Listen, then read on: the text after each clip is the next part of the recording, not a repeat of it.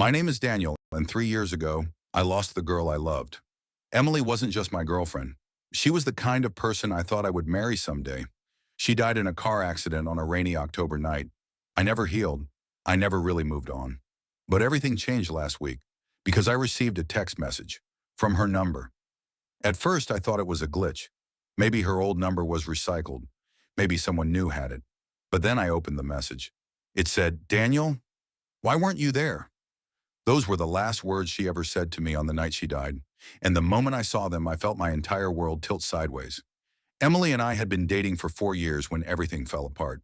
The night she died, we had a stupid argument, something pointless, something we should have laughed about later. But she left my apartment angry, drove off into the storm, and never made it home. For 3 years, I lived in regret.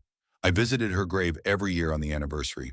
I kept her photos, her favorite hoodie, the last voicemail she left me. My friends told me I needed to let go, but I couldn't. I didn't know how. I just didn't expect her to feel alive again. On my phone. 5 minutes after the first text, another came through. It said, "I miss you." My hands started shaking. I pressed call. It went straight to voicemail. But then I heard a voice. Emily's voice. Soft, quiet, exactly how she sounded when she was scared. And she said, "Daniel, please, I don't have much time." I dropped the phone. I had saved all her voicemails, but this one wasn't in my collection. This was new. This was recorded after her death, or by someone pretending to be her. I drove to her grave that night. I know that sounds insane, but I didn't know what else to do. When I got there, something was wrong. Someone had cleaned the area around her headstone, put fresh flowers, and the soil looked disturbed, like someone had been digging. The cemetery was locked. No one should have been there. Then my phone buzzed again. A new message. It said, "I'm cold." And the location attached to the message was the cemetery. The exact spot where I was standing. The exact grave I was looking at. I froze. I tried to convince myself it was a coincidence. A glitch. Anything that made sense. But then I heard a noise behind me. A soft, slow, rhythmic sound. Like dirt being pushed aside. Like digging. I turned my flashlight toward Emily's grave. And the dirt shifted. Just once. Just enough to prove it wasn't my imagination. My phone buzzed again. "Help me." Something was under the ground. Something that wanted out. I dialed the number again. This time someone answered. But it wasn't Emily. It was breathing. Long, shaky breathing. Like someone weak. Someone hurt. I whispered, "Emily?" No response for several seconds. Then a voice finally came through. Her voice, but faint. Trembling. She said, "Daniel, they lied about how I died." And the call cut out. My chest tightened. The night she died had always felt wrong, but I never questioned the police report. I never questioned the crash. But hearing her say those words made something inside me crack. I backed away from the grave, ready to run, when I saw something between the tombstones. A figure, standing perfectly still, watching me. I lifted my flashlight, but the beam flickered like the battery was dying. When the light steadied, the figure was gone. My phone buzzed again. Don't trust him. I don't know who him was, but I didn't wait to find out. I sprinted back to my car and drove home, shaking the whole way. I barely slept, and the texts kept coming. The one that terrified me most came at 3:17 a.m. It wasn't words this time. It was a photo taken inside my apartment, from the corner of my bedroom, from Emily's old side of the bed. The message under it said, "I'm home." I sat frozen. My apartment door was locked. No one could have gotten inside. I checked every room with a kitchen knife in my hand. Nothing. No intruder. No broken windows. But my phone buzzed again. "Don't be scared. It's still me." Then another. "Come to the place where we first met." Emily and I first met at a small coffee shop downtown. More like a hole in the wall than a real cafe. I didn't want to go. Every part of my brain told me not to. But I went anyway. Maybe I wanted closure. Maybe I wanted answers. Maybe I just missed her too much. When I got there, the shop was closed and dark, but there was someone sitting on the bench outside. A woman, hood up, head down. Still. "Emily?" I whispered. The woman lifted her head slowly. It wasn't Emily. It was her sister, Chloe. She looked exhausted, shaking, eyes wide like she hadn't slept in days. She said, "Daniel, We need to talk. I didn't even know where to start. She hadn't contacted me once since Emily's death, but now she was here, in the middle of the night, looking terrified. She said, "You got the text, didn't you?"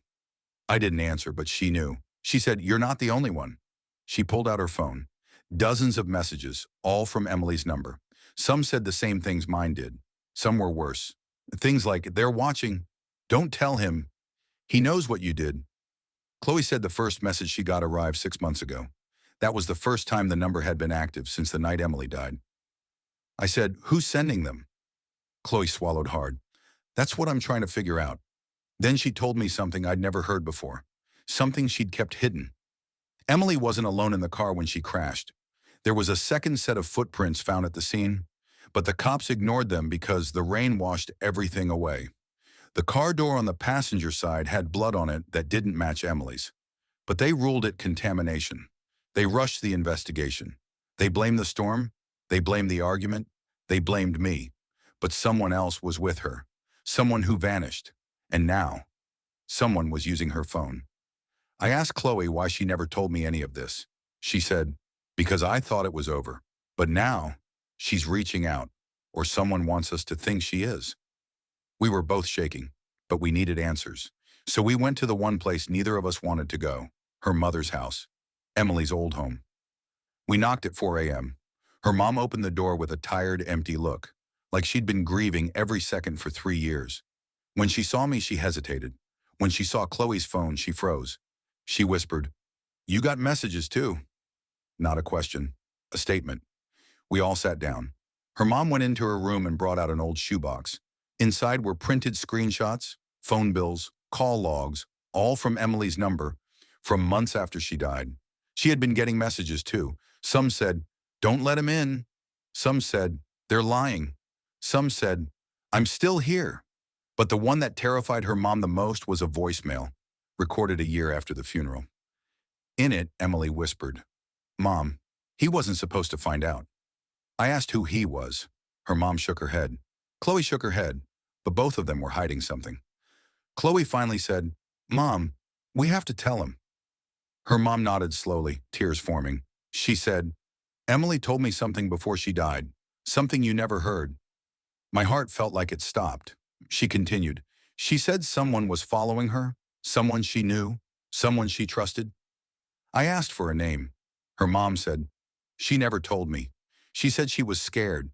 She said she didn't want to put you in danger." I asked, "Why would telling me put me in danger?" No one answered. Then my phone buzzed again. A new message. It said, "Get out of the house now." We all stared at the screen. Then Chloe's phone buzzed. "Get Daniel out." Then Emily's mom's phone buzzed. "He's already inside." The house was silent. No footsteps, no breathing, no sound. But the air felt wrong, heavy, electric. I stood up slowly. Chloe grabbed my arm. Then something moved down the hall. A shadow, tall, still, watching us. The same figure from the cemetery. My phone buzzed again. "Don't look at him." My breathing got sharp and fast. I couldn't move. Then the figure stepped forward. Just one step, and the hallway light flickered. For the first time, I could see its face, and I recognized him. It was Emily's ex-boyfriend, from before me. A guy she never talked about, a guy she always avoided, a guy she once told me was bad news. His name was Adam. He had disappeared the night Emily died. Everyone assumed he left town, but he didn't. He'd been watching, all this time. Chloe whispered, "Adam, what did you do?" He didn't speak. He didn't blink. He just stood there, eyes dead, expression blank, like he wasn't even human anymore. My phone buzzed one last time, a final message. A message I will never forget for the rest of my life. It said, "He killed me," and it was followed by a photo of Adam, standing over Emily's body on the night she died.